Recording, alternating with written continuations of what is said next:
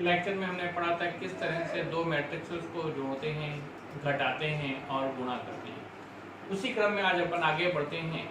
अगर कोई matrix A दी है और मुझे ए स्क्वायर निकालना है। ए स्क्वायर का मतलब होता है ए इंटू ए। ए इंटू ए क्या, यानी 1 2 3 2 0 1 1 0 2। इसी को मल्टीप्लाई करना है 1 2 3 2 0 1 1 0 2।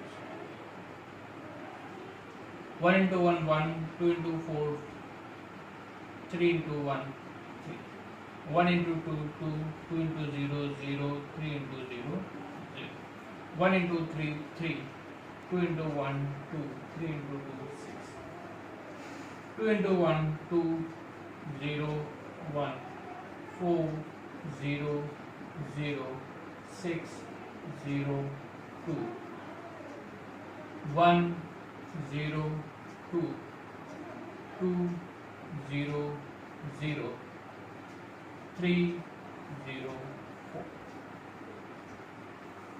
4 3 7 1 8 3 3 2 4 2 11 8 7। अगर कभी मुझे मैट्रिक्स को पढ़ के बताना है तो हमेशा पहले हम क्या पढ़ते हैं, रोज। यानी अगर किसी ने मेरे से पूछा है मैट्रिक्स क्या लिखिए तो अपन बोलेंगे 8 2 11 3 4 8 3 2 7। कभी भी मैट्रिक्स में कॉलम से स्टार्ट नहीं करते हैं। कोई मैट्रिक्स ए दिया है और किसी को इस मैट्रिक्स को किसी नंबर से मल्टीप्लाई करना है। मतलब अगर मुझे ए दिया और मुझे 3a निकालना है तो 3a का मतलब है इसके हर एलिमेंट को 3 से मल्टीप्लाई कर दो। तो 3 1 जा 3, 2 3 जा 6, 3 3 जा 9, 6 0 3 3 0 6। इस प्रकार से हमको 3a मिल जाएगा। अगर मुझे 2a निकालना होता तो इसके हर एलिमेंट्स को मैं किससे मल्टीप्लाई कर देता, 2 से कर देता। जो हमारा आता वो हमारा क्या कहलाता, 2a मैट्रिक्स। नेक्स्ट है मैट्रिक्स को बनाना। किसी ने क्वेश्चन का एक मैट्रिक्स ए बनाओ 3 by 3 की, जहां पे ए जो दिया है aij equal to i plus j. यहाँ पे a की जगह पर अगर यहाँ b है तो यहाँ b हो जाएगा, इससे कोई फर्क नहीं पड़ता है। मुझे कितने बाई कितने की मैट्रिक्स बनानी, 3 by 3। सबसे पहले क्या करेंगे, 3 रोज और 3 कॉलम्स बनाएंगे, क्योंकि मैट्रिक्स कितने बाई कितने की बनानी है, 3 by 3 की। इसलिए सबसे पहले इस तरह से लिखेंगे A11 A12 A13। 1 1 का मतलब first row first column, first row second column, first row third column, second row first column, second row second column, second row third column, क्योंकि मुझे 3 by 3 की बनानी है। अब इसको सॉल्व करते हैं। i की वैल्यू कितनी है, 1 और j की वैल्यू 1। क्यों, क्योंकि रो पहले होती है और बाद में क्या आता है, कॉलम। तो मैंने i की जगह 1 रखा और j की जगह 1, तो 1 plus 1 2 1 plus 2 3 4 3 4 5 4 5 और 6। ये हमारी मैट्रिक्स बन गई।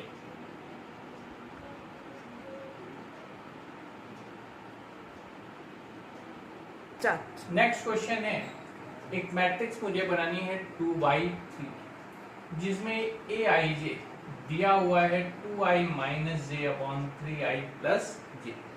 सबसे पहले मैंने मैट्रिक्स बनाई A11 A12 A13, A21 A22 और A23। इसमें मेरी क्या है, 2 रोज हैं और 3 कॉलम्स हैं, क्योंकि 2 by 3 की बनानी थी। अब मैंने इस पे वैल्यूज रखनी शुरू की। i की वैल्यू 1 और j की value 1। 2 into 1 2 minus 1 1, 3 into 1 3 plus 1 4, 1 by 4 1 2, 2 into 1 2, 2 minus 2 0, 1 3, 2 into 1 2 minus 3 minus 1, 3 into 1 3 plus 3 6, 2 1, 2 into 2 4, 4 minus 1 3 upon 3 into 2 6 plus 1 7, 2 into 2, 2 into 2 4, 4 minus 2 2 upon 3 into 2 6 plus 2 8, 2 3, 2 into 2 4, 4 minus 3 1 upon 3 into 2 6 plus 3 9। इस तरह से ये हमारी matrix A बन गई।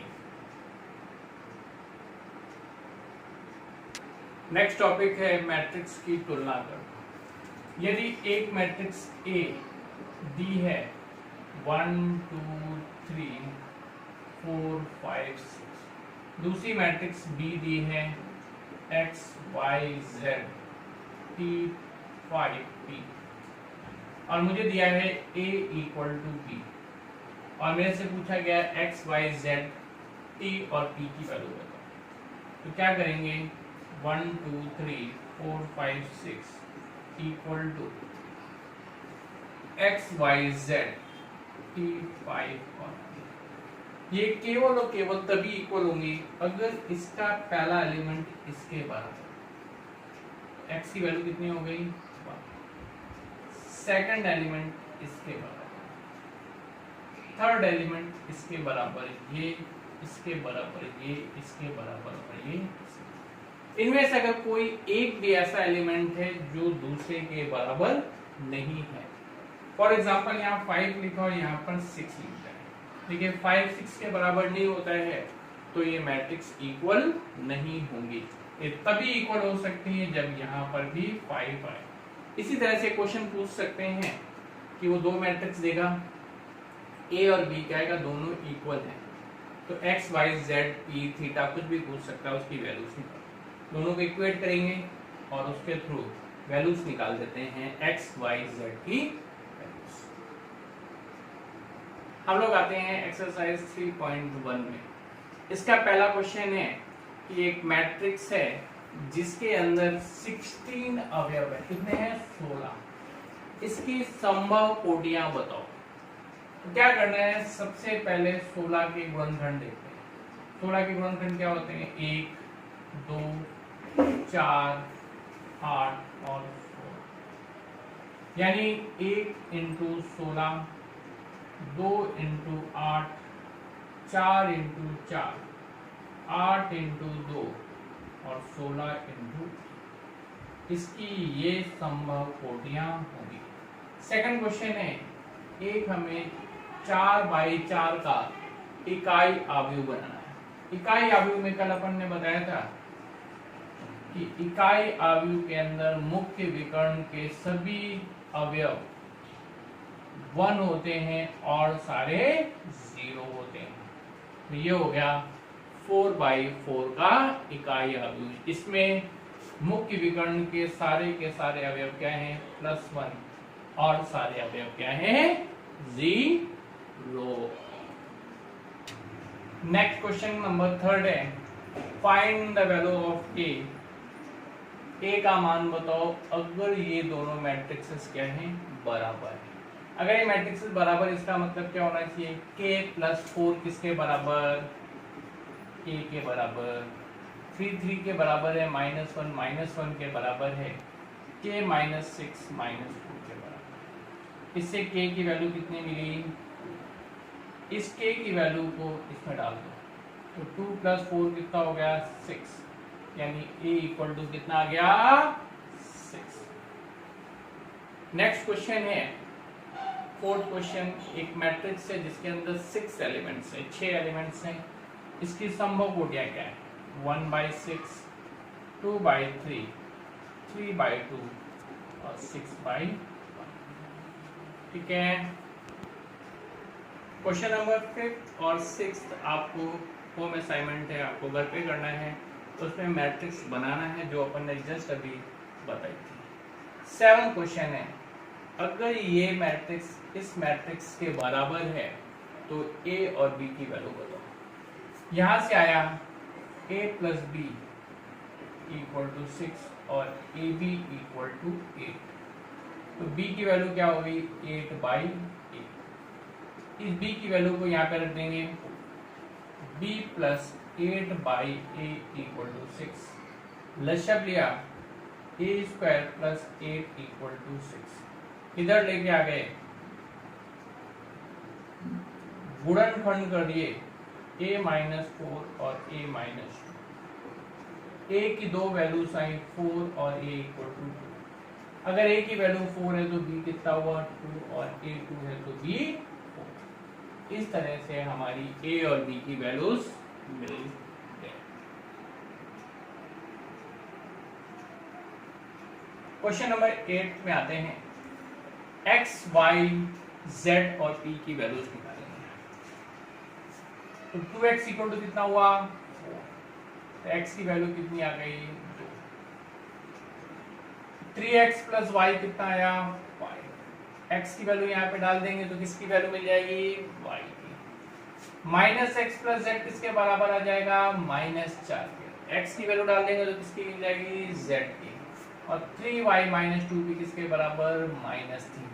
y का मान रख देंगे तो किसका मान मिल जाएगा p। इस प्रकार मुझे x, y, z और p सभी के सभी मान मिल गए। क्वेश्चन नंबर 9 में देखते हैं a इक्वल टू बी दिया हुआ है, मेरे से कह रहा है a, b और c के मान निकालो। अगर अपन यहां से देखें तो 3 किसके बराबर होगा c के बराबर। c की वैल्यू मिल गई। अब यहां से देखते हैं 12c किसके बराबर 6b के। c का मान रखा तो 36 बराबर 6b, तो b की वैल्यू कितनी आई 6। अब यहां से देखते हैं a माइनस 2 इसके बराबर b के, तो a equal to b plus 2। b की वैल्यू रख दी तो 6 प्लस 2 a इक्वल टू। इससे मुझे सारी वैल्यूज मिल गई। आज का लेक्चर यहीं से खत्म होता है।